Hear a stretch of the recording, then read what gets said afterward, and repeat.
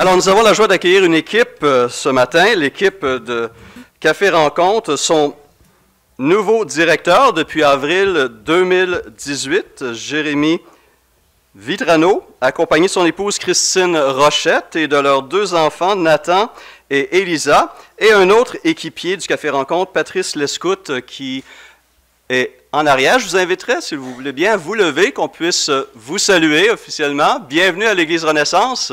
Nous sommes bien heureux. Et je sais qu'ils ont eu un moment, ils vont accompagner nos jeunes aussi à l'école du dimanche.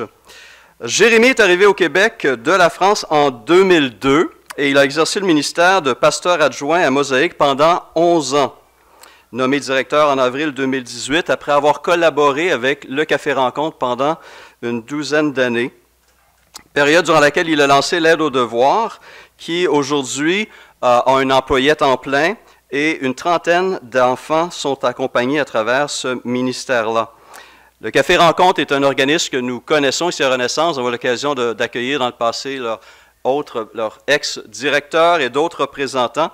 Et nous voulons continuer à faire connaître ce ministère et à le soutenir par nos prières, par nos dons. Et peut-être ce matin, à travers le témoignage qui sera porté, certaines personnes se sentiront interpellées pour offrir du temps et des ressources à ce ministère important. Alors, sans plus tarder, j'invite le pasteur Vitrano à nous apporter la parole et nous parler du Café Rencontre. Bienvenue. Bon matin à tous, vous allez bien? Très heureux d'être avec vous ce matin. En même temps, je dirais aussi impressionné de la foi, aussi de l'envie, du dynamisme qui est présent ici, de faire une différence dans la communauté de Québec. Je tiens premièrement à vous adresser nos remerciements de la part de toute l'équipe du Café Rencontre. Juste le bac qui est présent en avant sur le stationnement fait partie des choses qui nous aident énormément à continuer l'œuvre que nous faisons grâce à la collecte de vêtements. Et ce matin, on va ensemble, bien sûr, regarder aux Écritures, mais aussi vous présenter un petit peu plus nos services. Merci aussi du privilège que j'ai eu de pouvoir partager avec les enfants un petit peu plus tôt. Je me permets d'en parler tout de suite au début du message. Ensuite de ça, on va entrer ensemble dans la parole de Dieu. Mais j'ai pris le temps de parler avec vos enfants parce qu'il y a un projet qui est, je pense, dans les petits dépliants que vous recevez à l'entrée, qui s'appelle « Des bas et des bobettes ». Alors, très beau projet, un projet qui peut faire sourire, qui fait sourire les enfants en tout cas, de savoir pourquoi est-ce qu'on ramasserait des bas et des bobettes. Alors, je me suis permis avec les enfants de faire quelque chose de simple. Je leur ai demandé d'enlever un soulier et une chaussette. Et ensuite de ça, je les ai fait marcher sur un ice pack, un bloc de glace, pour leur faire réaliser à quel point est-ce que c'est désagréable d'avoir froid aux pieds. Mesdames le savent plus que messieurs en général. Quand arrive le soir et qu'on veut s'asseoir sur notre divan, on aime ça avoir chaud aux pieds. Hein? Et je leur disais ensuite de ça que j'allais les faire marcher toute la journée avec un pied, pas de chaussette, et l'autre pied, on va prendre une chaussette qu'on va tremper dans l'eau, puis on va la mettre à notre autre pied. Puis là, je pense qu'ils ont réalisé à quel point ça pouvait être désagréable. Puis ce sont des gestes simples, mais d'offrir des bas et des sous-vêtements propres et adéquats pour des personnes qui sont dans le besoin. Je pense que vous avez pensé à la base, en fait. Quand vous avez pensé à ce projet-là, vous avez pensé à la base, des bas et des bobettes. Et c'est vrai que c'est une denrée rare, des fois, pendant la période hivernale, pour les personnes qui vivent en situation d'itinérance. Alors, je vous encourage à participer à ce projet-là que votre Église a mis sur pied, de récolter des bas, des bobettes. Et puis ensuite de ça, on regardera où est-ce que Dieu nous dirige à travers ce projet. Mais je vous encourage en tant que parents de participer avec vos enfants. Je leur ai dit tout à l'heure, quand ils rentreront chez eux, d'enlever une paire de bas à chacun de leurs parents et de leur faire une chaussette mouillée sur l'autre pied. Alors, voici votre pénitence pour aujourd'hui. Si vous voulez bien, on va juste prendre le temps de prier. Et ensuite de ça, on va pouvoir peut-être simplement regarder à la parole de Dieu ensemble, de pouvoir creuser ensemble dans les Écritures et ce que Dieu a en réserve pour nous. Père Céleste, merci. Merci pour ta présence, Seigneur. Merci parce que tu nous avais devancés dans ce lieu. Tu es présent parmi nous et tu as encore des choses, Seigneur, en réserve pour nous. Nous te prions, Père, pour les bonnes œuvres que tu avais prévues d'avance afin que nous les pratiquions. Seigneur, nous te remercions parce que c'est toi qui les as déjà pensés, qui les as déjà, Seigneur, réfléchis. C'est toi qui les as mis en œuvre et nous sommes disponibles pour toi. Nous voulons te dire que nous sommes disponibles pour toi afin de rentrer, Seigneur, dans ces œuvres-là. Prions que nos cœurs soient ouverts et que ta parole puisse trouver une terre fertile afin de porter du fruit. Nous te rendons grâce d'avance au nom de Jésus. Amen. Ce matin, c'est moi qui dois diriger le PowerPoint, j'avais complètement oublié. Merci, adjudant. Donnez-moi un instant, je dois retrouver une télécommande normalement. Je l'ai ici. Je l'ai ici. Merci beaucoup. Je m'adapte. Ce matin, j'aimerais partager avec vous sur le signe distinctif du croyant. Je crois qu'il y a quelque chose qu'on a besoin de réfléchir dans notre génération, dans la société dans laquelle nous sommes. Je crois qu'il y a vraiment quelque chose qui nous est propre en tant que croyants. Il y a un signe distinctif que Dieu nous a laissé. Et j'aimerais qu'on puisse prendre le temps de réfléchir à cela ensemble, si vous voulez bien, ce matin. Est-ce que ça fonctionne? Je l'ai allumé. Ah. Si vous avez vos Bibles, on peut déjà tourner ensemble dans première épître de Jean, chapitre 3 et verset 14. Première épître de Jean, verset 3, chapitre 3, verset 14. Oh, merci beaucoup, très gentil.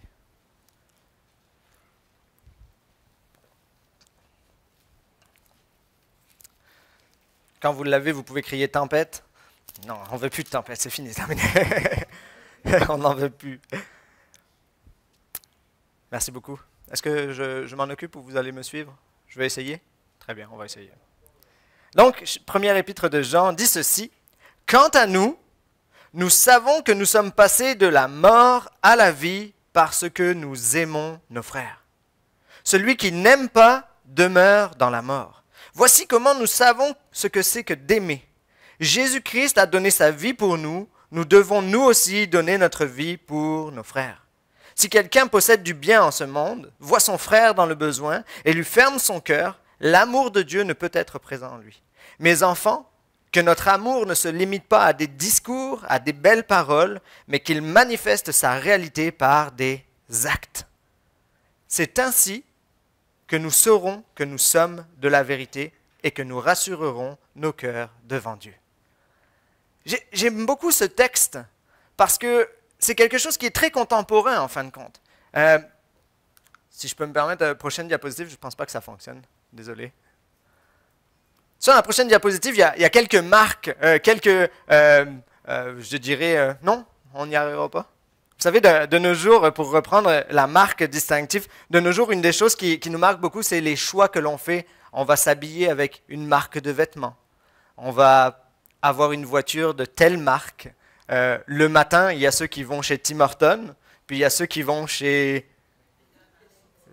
McDonald's, Starbucks. Puis on dirait toujours que les gens de Starbucks, ils regardent de haut les gens de Tim Hortons. Hein? Comme on dirait que le standard du café est différent. Hein? Ce sont des détails, mais je voudrais porter votre attention à ça, c'est qu'aujourd'hui, on se définit beaucoup avec des identités, des signes distinctifs ou une marque, si je peux me permettre. Et le fait de se définir avec une marque, ça a été aussi la réalité pour la communauté chrétienne depuis sa fondation. Et je dirais même qu'on a pu se tromper à quelque part. Un des signes qu'on a eu l'impression qui devait être le signe distinctif des croyants était de porter une croix. Est-ce que vous êtes conscient de ça? Encore aujourd'hui, au Québec, on se promène un peu partout et on voit des croix érigées. Et je crois que, oui, il y a une certaine forme de s'identifier à ce port de la croix, mais est-ce que vraiment le fait de porter une croix fait de nous un chrétien? Est-ce que le fait d'avoir dans nos maisons une croix, un symbole religieux, fait de nous des chrétiens engagés? Est-ce que cela définit notre appartenance à Christ? Et c'est justement cette réflexion qu'il faut qu'on ait, c'est qu'est-ce qui définit notre appartenance à Christ? Qu'est-ce qui définit notre identité en tant que croyant, en fin de compte? Et le texte ici, que nous avons lu dans la première épître de Jean, nous le dit de façon explicite. Il dit, « Quant à nous, nous savons que nous sommes passés de la mort à la vie. » Pourquoi? Parce que nous aimons. La marque distinctive du croyant, le signe distinctif du croyant, c'est le fait d'aimer. Je crois vraiment que la chose qui devrait nous marquer, nous caractériser en tant que croyants, on peut avancer de 2 diapositives encore. Ce qui nous caractérise en tant que croyants, c'est le fait d'aimer. Ici, ça nous dit que nous savons que nous sommes passés de la mort à la vie parce que nous aimons. Est-ce que nous aimons? Parce que c'est ça la caractéristique du croyant, en fait. Nous étions morts anciennement, et aujourd'hui nous pouvons dire que nous sommes passés à la vie parce que notre cœur est capable d'aimer.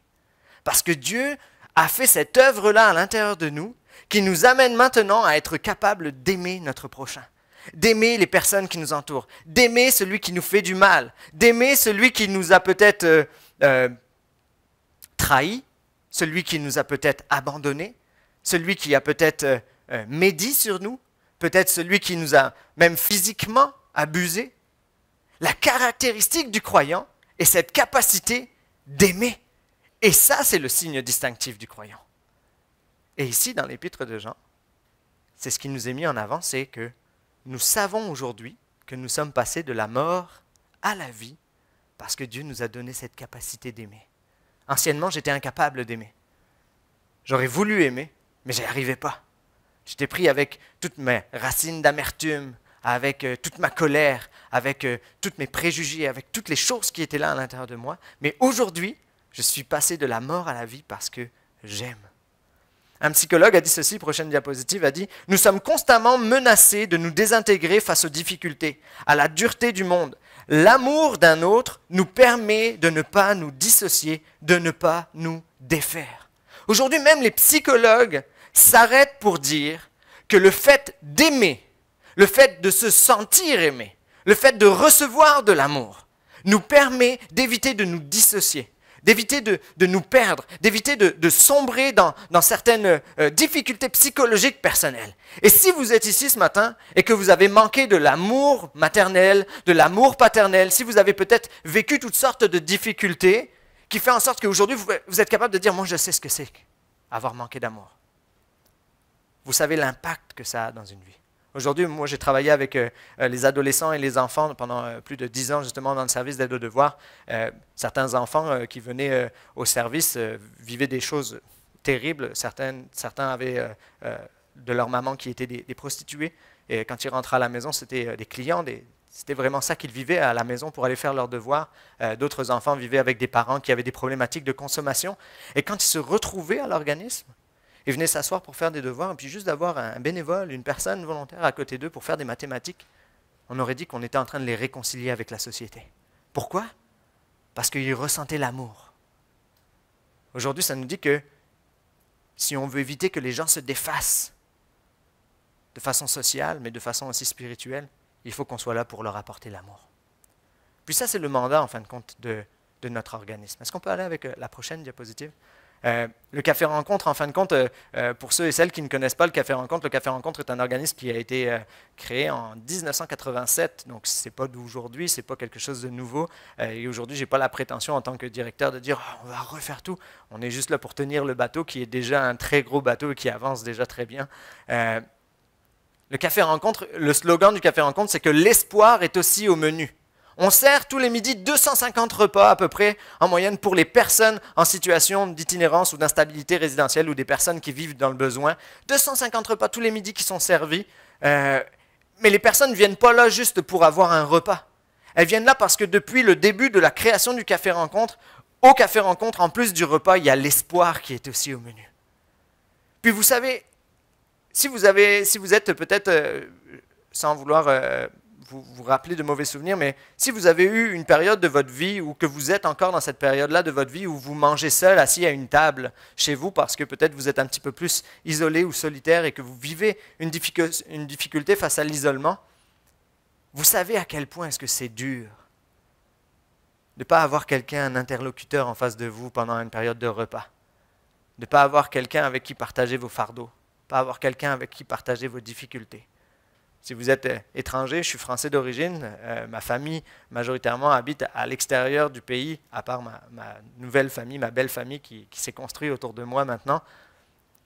Mais de ne pas partager avec les nôtres, de devoir attendre un téléphone, le décalage horaire, toute cette difficulté-là. Au Café Rencontre, on a compris que quand on aime les gens, ça a un impact dans leur vie. Lorsqu'on aime les personnes, alors on peut voir l'espoir derrière. Au Café Rencontre, on a développé différents services. Prochaine diapositive. On a un service de soupe populaire, justement, où on aime les gens et on leur donne à manger parce qu'on sait que c'est la base de prendre soin des gens. On a un service de friperie, comme vous le savez, grâce à votre soutien aussi, qui est grâce au bac. On a le service d'aide aux devoirs qui vient en aide justement aux jeunes pour un service de soutien scolaire. On a un service de réinsertion sociale des personnes qui peut-être éventuellement ont eu des épisodes de difficultés et qui aujourd'hui sont sur le bien-être social, mais ont le goût de passer à l'action dans leur vie personnelle et de réintégrer le marché du travail. Ils viennent sur un programme de réinsertion à l'emploi dans le bâtiment, puis sont soutenus par un de nos employés pour justement développer certaines aptitudes. On a un service d'accompagnement. Vous pouvez voir Michel Godin qui travaille encore avec nous, qui est encore présent, qui est un mentor et qui est un maillon essentiel de l'avenir de l'organisme encore. Même avec son âge, il est fidèle au poste plusieurs jours par semaine pour continuer à aimer les gens. Puis, c'est ça que Michel nous a appris. Puis c'est ça qu'on veut continuer à faire à l'organisme. Quand les gens rentrent, être capable de les aimer, c'est beaucoup plus difficile que de leur offrir tous les services qui sont là. C'est vrai? Pensez-y. Aimer quelqu'un, c'est beaucoup plus demandant, beaucoup plus engageant que de leur offrir un repas. Aimer quelqu'un, c'est beaucoup plus engageant que de lui offrir un service d'aide aux devoirs. Aimer quelqu'un, c'est beaucoup plus engageant que de lui offrir des vêtements.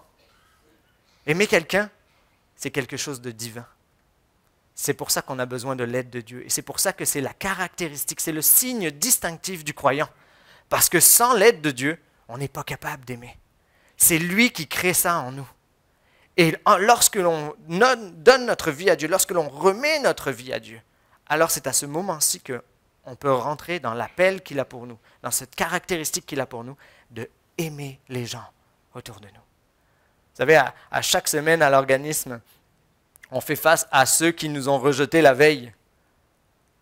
Il y a quelques semaines de ça, notre directeur des opérations, Jacques Dumont, on va prendre le temps d'écouter son témoignage à travers le message, mais Jacques est celui qui éteint les feux à l'organisme. Alors dès qu'il y a un feu, on va appeler Jacques, on va essayer de faire en sorte que...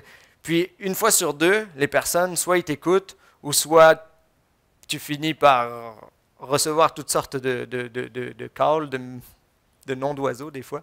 Et le lendemain, les mêmes personnes se présentent avec un beau sourire. « Bonjour, comment ça va? Oui, ça va bien. » Comme si c'est rien passé la veille. La question, c'est de savoir, est-ce que nous les aimons encore? Des fois, quand on est dans nos familles, dans nos maisons, on n'a pas le choix d'aimer. On va se réveiller à côté de la même personne le lendemain matin. On n'a pas le choix d'aimer, si je peux me permettre. Nos enfants, on n'a pas le choix de les aimer malgré leurs erreurs. Dieu nous les a confiés, on va en prendre soin. Mais c'est déjà difficile, c'est un step difficile d'aimer dans nos familles. Malgré les mauvaises actions, les mauvaises paroles. Mais quand Dieu nous demande d'aimer nos frères, puis quand on parle de nos frères, oui, ça s'adresse à l'interne de l'Église. Je crois qu'on doit s'aimer entre nous dans la communauté chrétienne que Dieu a formée dans nos églises. Mais ça va plus loin. Ça va vers les frères en devenir qui sont autour de nous, parce que nous sommes appelés à leur apporter le message de l'Évangile. Des gens que Dieu va appeler à eux. Dieu nous appelle à aimer notre prochain. Même un docteur de la loi est venu lui demander, mais qui est notre prochain? Puis vous connaissez tous cette histoire qui va être...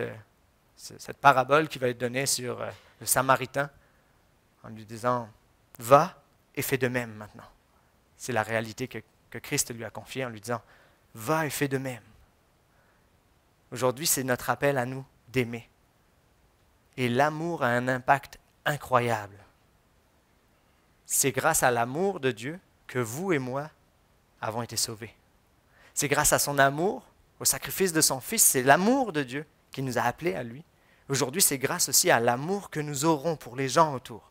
C'est à cette marque distinctive-là que nous allons pouvoir avoir un impact dans la société, un impact dans les gens qui nous entourent, un impact dans l'évangélisation. Parce qu'il nous demande d'avoir un amour actif. Amen. On va regarder ensemble un court vidéo qui raconte l'histoire justement de notre directeur des opérations. C'est une vidéo qui a été mis sur Radio-Canada. C'est une interview qui a été faite par Radio-Canada sur les héros de l'ombre. Puis Jacques fait partie de ces héros-là. Puis je vous laisse découvrir son témoignage.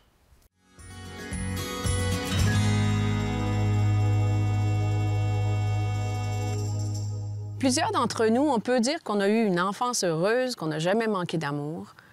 Jacques, lui, il n'a pas eu la même chance. Pour lui, l'enfance rime pas nécessairement avec joie et rire. J'étais déjà un itinérant à ma naissance. J'étais en foyer d'accueil à l'âge de 6 mois, puis j'ai fait plusieurs familles d'accueil jusqu'à l'âge de 8 ans. Puis à l'âge de 8 ans, bon, j'ai eu quand même une famille un peu plus stable, mais c'était pas toujours évident. Moi, ce que j'ai vécu plus jeune, c'est des sévices de violence physique, verbale. J'ai été maltraité quand j'étais petit. Là. Ça m'a mal parti, je dirais, dans la vie. Moi, ce que je voulais être aimé. Je me souviens, à l'âge de 6 ans, je regardais par la fenêtre, puis il mouillait, puis je me disais déjà dans mon cœur d'enfant, qu'est-ce que je fais sur la terre? À l'âge de 9 ans, j'ai commencé à m'extérioriser. C'est là que j'ai commencé à prendre des mauvais choix. J'ai commencé à voler. À l'âge de 13 ans, j'ai commencé à prendre ma première bouteille d'alcool, première bouteille de bière. Puis j'ai aimé l'effet de l'alcool, c'est incroyable. Parce que je fuyais la réalité dans laquelle je me trouvais. À un moment donné, je commençais à prendre la drogue et l'alcool. Qui dit drogue et alcool dit prison. À l'âge de 18 ans, il est arrivé ce qui devait arriver. J'ai fait ma première sentence en prison. Puis tout ça, c'était juste parce que je cherchais l'attention. Je cherchais l'être aimé. Moi, je n'avais pas de solution, là. Puis moi, dans mon cœur, je savais ce que je faisais, c'était pas correct. Puis une des dernières entrées de prison, il est arrivé quelque chose de très spécial. J'ai failli mourir, j'ai failli perdre la raison. Je suis en train de devenir fou. Ça fait très peur. Puis là, c'est là qu'il s'est passé la chose qui a changé, qui a bouleversé ma vie. C'est j'ai plié les genoux. J'ai plié les genoux dans le fond de ma cellule, puis j'ai demandé de l'aide. J'ai dit, Seigneur, si tu existes, fais quelque chose, parce que moi, je suis plus capable. Puis ce soir-là, ben, je savais, j'ai dit, Seigneur, si tu me sors d'ici de la prison, j'ai dit, ben, moi, je suis prêt à aller m'outiller. Le lendemain matin, il y a 2 gardiens qui sont venus me voir, puis ont dit, Monsieur Dumont, vous êtes libéré. Ben voyons donc. Puis à partir de ce jour-là, je me suis pris en main, j'ai été m'outiller à Défi Jeunesse. J'ai développé un métier qu'on m'a montré, puis j'ai fait ça pendant 8 ans de temps. Puis à un moment donné, Michel Godin, je le connaissais à la Soupe Populaire parce que j'allais faire du bénévolat pendant mes temps morts, là, quand j'étais en chômage. Puis Michel me disait tout le temps, « Ah, toi, Jacques, je te verrai ici à la Soupe Populaire. » Parce qu'il connaissait mon passé, puis il savait d'où je venais. On est des aidants naturels. On a vécu la souffrance, on a vécu le rejet de ça, mais on a aussi découvert la vraie vie. Là. Puis là, à partir de 2000, j'ai commencé à travailler à temps plein à la Soupe Populaire. J'ai commencé à donner ce que j'avais reçu moi-même gratuitement. C'est exceptionnel, tu sais, de pouvoir serrer des gens puis de les aider parce que c'est des gens qui souffrent, hein, des gens qui viennent à la Soupe Populaire. Ils ont besoin d'être aimés, ils ont besoin d'être entourés, ils ont besoin d'être écoutés. C'est ça qui m'a poussé à faire ce que je fais ici au Café Rencontre.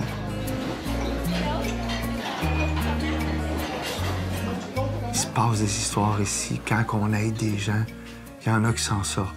Puis s'il y en a juste un qui sort par année de la rue, pour nous autres, c'est une réussite. Ben, oubliez pas que vous êtes aimés, les filles. Oh! oui, on mange bien ici, regarde. Macaroni gratiné, puis t'as du jambon dedans. La Soupe Populaire, c'est pas juste le manger. L'espoir est aussi au menu. L'amour pour les gens, pour ce qu'ils sont. Ça, c'est la base au Café Rencontre. C'est facile de juger une personne parce qu'on voit, mais quand on connaît la personne, oups, c'est un autre paire de manches. Là, on voit que la personne a vu d'autres choses. Là.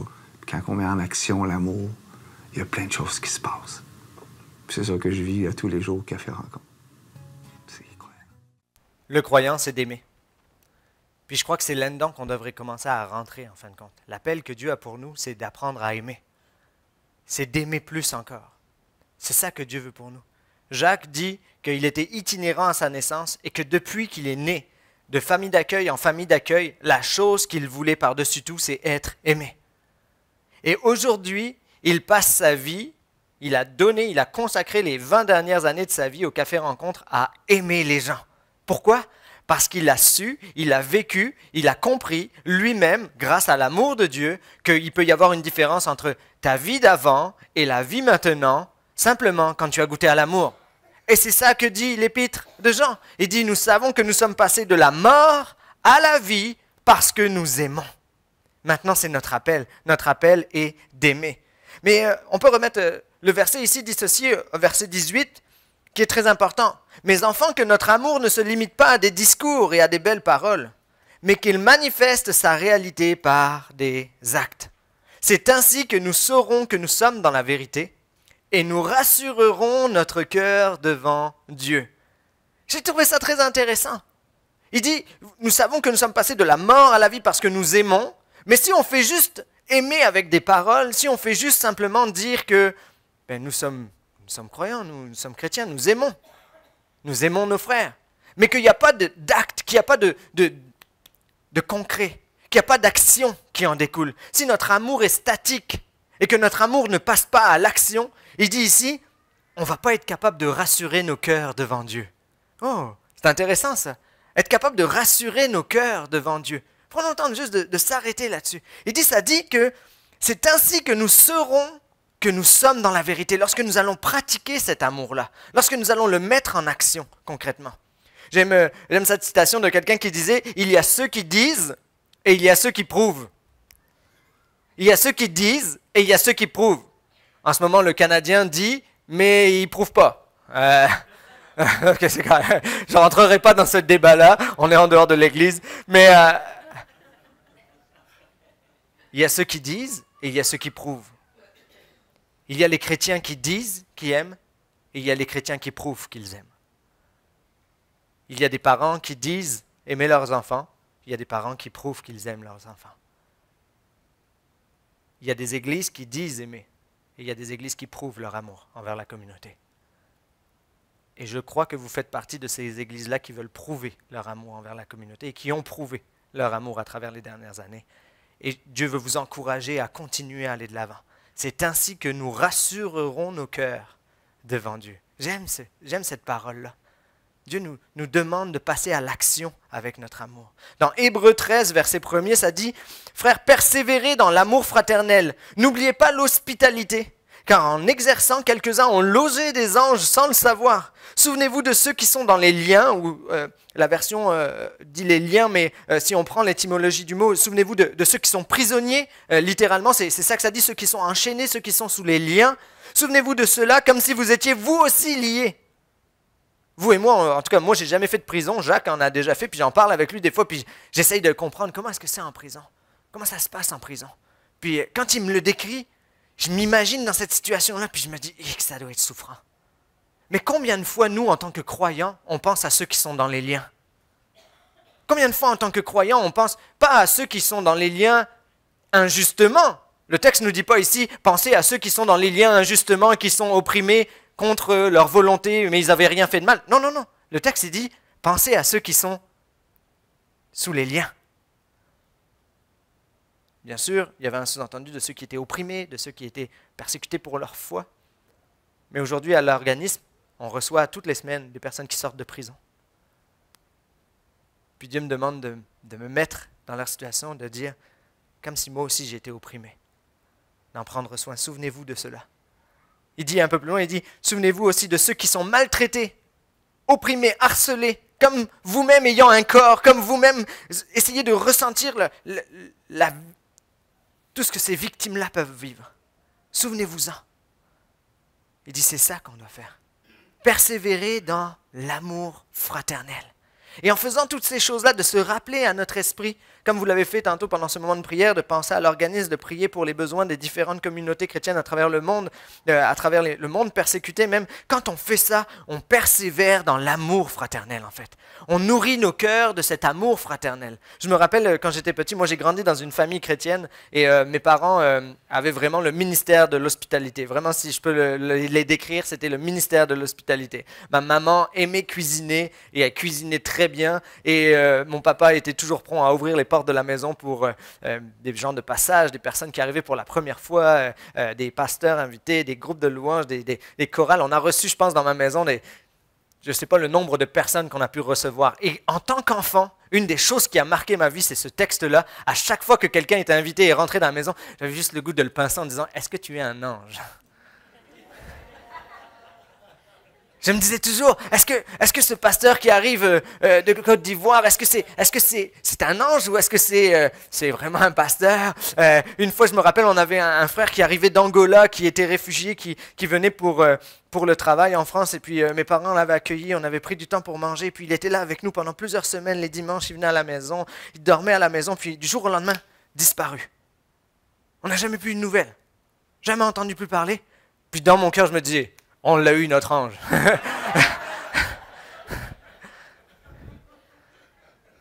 De persévérer dans l'amour fraternel. C'est ça qui doit nous nourrir. De persévérer dans l'amour fraternel, de penser à ceux qui sont opprimés, souffrants. J'aimerais vous inviter dans une réflexion à travers les Écritures. Il y a une Bible qui a été éditée, qui s'appelle la Bible Pauvreté et Justice, que vous connaissez sûrement tous très bien. Quand on a un stagiaire, quand on a quelqu'un qui vient faire un stage à l'organisme, peu importe d'où il vient, on lui remet cette Bible-là à la fin. On prend le temps de lui remettre la Bible à la fin avec un petit mot qu'on lui dédicace. Puis on lui précise bien que ce n'est pas nous qui avons fait le surlignage dedans, qu'elle est neuve. Et dans cette Bible-là, si vous n'avez jamais eu cette Bible-là entre les mains, je vous encourage à vous en procurer une. C'est une Bible qui met en lumière tous les textes où Dieu nous appelle à faire une différence pour la justice sociale. Et la majorité de ces textes-là émanent d'une chose, c'est l'amour de Dieu pour ses enfants. Mais l'amour de Dieu pour ses enfants, mais la responsabilité du peuple de Dieu envers ceux qui souffrent. D'ailleurs, dans tous les petits prophètes, on retrouve des textes où Dieu va pointer du doigt la communauté, son peuple, son propre peuple, en leur disant « Tu as dans tes sacs des balances fausses, tu utilises des choses qui sont pas correctes, tu abuses celui qui est déjà opprimé, tu ne prends pas soin de celui qui a besoin. » Et Dieu va mettre l'emphase dessus en disant « Vous êtes ceux que j'ai choisis pour représenter mon amour. Vous êtes ceux que j'ai choisis pour partager cet amour. » Et aujourd'hui, c'est à nous que Dieu s'adresse. Aujourd'hui, c'est à son Église que Dieu s'adresse pour des bas, des bobettes, pour prendre soin de vos voisins, dans votre bloc appartement, la personne que vous ne voyez pas sortir depuis le début de l'hiver parce qu'elle est à mobilité réduite, puis qu'avec la température qu'il fait, elle n'ose plus sortir de chez elle. Mais par contre, sur le palier d'en face, Dieu a placé son amour, vous, pour faire la différence. Pour cette personne peut-être que vous voyez depuis quelque temps dans votre itinéraire de trajet d'autobus, puis que Dieu vous met à cœur, est-ce que tu ne pourrais pas faire la différence pour cette personne-là? Parce que Dieu nous appelle à avoir un signe distinctif qui est d'aimer notre prochain, d'aimer nos frères. Je vais terminer avec vous avec un texte dans Matthieu 25, 31, si vous voulez tourner avec moi. Matthieu 25, 31. C'est un texte que vous connaissez tous très bien. Si vous l'avez oublié ce matin, j'aimerais le remettre en lumière avec vous. Matthieu chapitre 25, verset 31. Et c'est Christ lui-même qui nous donne cet enseignement-là et qui nous rappelle notre responsabilité de porter ce signe distinctif de l'amour en tant que croyant. Il va dire ceci: « Lorsque le Fils de l'homme viendra dans sa gloire, avec tous les anges, il s'assiera sur le trône de sa gloire. Toutes les nations seront assemblées devant lui. Il séparera les uns d'avec les autres, comme le berger sépare les brebis d'avec les boucs. Il mettra les brebis à sa droite et les boucs à sa gauche. Alors le roi dira à ceux qui seront à sa droite, « Venez, vous qui êtes bénis de mon Père, prenez possession du royaume qui vous a été préparé dès la fondation du monde. » Et je prends par la foi, j'accepte par la foi que vous faites partie de ceux que Dieu met à sa droite et qui vous appelle justement. Et voici pourquoi. Il dit, « Car j'ai eu faim, vous m'avez donné à manger. J'ai eu soif, vous m'avez donné à boire. J'étais étranger, vous m'avez recueilli. J'étais nu, vous m'avez vêtu. J'étais malade et vous m'avez visité. J'étais en prison et vous êtes venus vers moi. » Et juste lui répondront, « Seigneur, quand avons-nous vu avoir faim et t'avons-nous donné à manger? Ou avoir soif et t'avons-nous donné à boire? Ou quand avons-nous vu étranger et t'avons-nous recueilli? Ou nu et t'avons-nous vêtu? Quand avons-nous vu malade ou en prison et sommes-nous allés vers toi? » Et le roi leur répondra, « Je vous le dis, en vérité, toutes les fois que vous avez fait ces choses à l'un des plus petits de mes frères, c'est à moi que vous l'avez fait. » Je m'arrête là, mais le texte continue. Le texte continue avec ceux qui ont été mis à la gauche. Et le roi va adresser la même chose, va leur dire, « Vous m'avez vu nu. Vous m'avez vu les pieds mouillés. Vous m'avez vu sans bobette. Mais vous ne m'avez pas donné de bas. Vous ne m'avez pas donné de bobette. Vous m'avez vu avoir faim. Vous ne m'avez pas donné à manger. Vous m'avez vu malade. Vous n'êtes pas venu me visiter. Vous m'avez vu en prison, puis vous n'avez pas pensé à moi. » Ce texte que je partage avec vous, c'est un des textes qui m'a le plus touché dans ma vie chrétienne. Parce qu'aujourd'hui, je vous fais une confession, je n'ai jamais désiré, je n'ai jamais prié, je n'ai jamais recherché à travailler là où je travaille. Ça n'a jamais été une passion brûlante sur mon cœur de dire « Ah, je vais travailler pour la justice sociale. Moi, Dieu m'appelle à prendre soin des pauvres. » Non. Je viens d'une famille très bien. Mon père a fini sa carrière d'ingénieur, il est à la retraite aujourd'hui. Mon frère est VP pour une grande firme bancaire. Ma sœur est cadre dirigeante pour un centre hospitalier. Et moi, je suis directeur d'une soupe populaire. Après 12 ans de pastorat. Savez-vous pourquoi est-ce que ce texte me touche? Parce que je me rends compte que je n'ai pas besoin d'être directeur d'un organisme pour faire ce que je fais aujourd'hui, d'aimer les gens. On n'a pas besoin d'être à la soupe populaire pour aimer les gens. On n'a pas besoin, et on ne devrait pas attendre de servir à la soupe populaire pour prendre soin de la personne malade. On ne devrait pas attendre d'aller faire du bénévolat à la soupe populaire pour prendre soin de celui qui est opprimé. Parce que ça, c'est notre mandat à vous et à moi dans chaque minute, dans chaque jour de notre vie. C'est ce que Dieu attend de nous. C'est très intéressant ici le texte, parce que si on prend pour les érudits théologiques, ici il n'est pas question de confession de foi, même si je crois que ça en fait partie, mais si on veut être vraiment très terre à terre avec le texte, le roi ne parle pas de confession de foi, il ne parle pas d'appartenance à un groupe religieux quelconque, il ne nous parle pas de rien d'autre que le fait d'avoir pris soin de notre prochain. Et lorsque Jésus, un homme va se présenter devant lui, on dit « Que dois-je faire pour avoir la vie éternelle ?» La réponse que Christ va lui donner est complètement liée à ce texte-là qu'on retrouve ici dans Matthieu, qui dit « Qu'est-ce qu'il est écrit ?» Il est écrit « Tu aimeras ton Dieu et ton prochain comme toi-même. » Et Jésus va lui dire « Tout est résumé dans ces deux versets-là. Tout est résumé dans cette phrase simple. » Et aujourd'hui, en tant qu'Église, on a ce privilège-là de pouvoir le faire à chaque minute et à chaque jour de notre vie et de faire partie de ceux que Dieu veut appeler à sa droite. En prenant soin de nos voisins. En prenant soin de nos voisins. Pas plus loin que ça. Prenant soin de nos voisins. Je vais terminer avec une petite citation. C'est Tim Keller qui disait ceci. « Aimer, c'est de considérer les intérêts et les besoins des gens qui nous entourent comme plus importants que mes intérêts et mes besoins. » Aimer, c'est être capable de regarder les gens qui nous entourent et de dire les besoins que ces gens-là ont sont plus importants que mes besoins et que mes intérêts. Et en tant qu'Église, imaginez une Église, un corps qui vient et puis qui regarde la société entourant, qui les entoure en disant les besoins que les gens ont autour, dans le quartier, dans Limoilou ici, sont plus importants que nos besoins et que nos intérêts. À ce moment-là, les gens vont savoir qu'on les aime. À ce moment-là, les gens vont savoir qu'on les aime. Pas plus tard qu'avant-hier, on était à la soupe populaire et je le disais aux enfants tout à l'heure, nous on sert de midi jusqu'à 13h30 et à 13h30, là, il faut tout nettoyer, laver les tables, laver par terre, puis nos travailleurs nous quittent vite parce que ce sont des personnes qui sont là sur des heures de travaux communautaires, compensatoires. Alors il faut vraiment bien gérer la ressource pour s'assurer d'aller au bout du travail.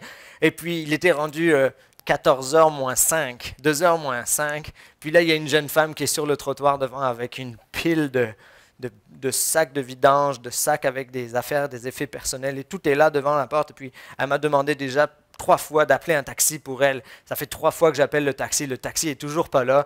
Puis là, elle me demande de rappeler, puis la ligne est toujours occupée. Et il fait froid, j'ai pas mon manteau. Et je suis sur le pas de la porte avec elle. Et elle me dit, j'ai les pieds mouillés, j'ai les pieds détrempés. Puis moi, ça fait 3 fois que j'appelle. Je suis très honnête avec vous.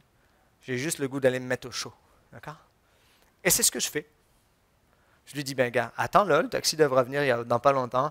Je ferme la porte, je rentre en dedans. Et Matthieu, 25, vient cogner à la porte de mon cœur.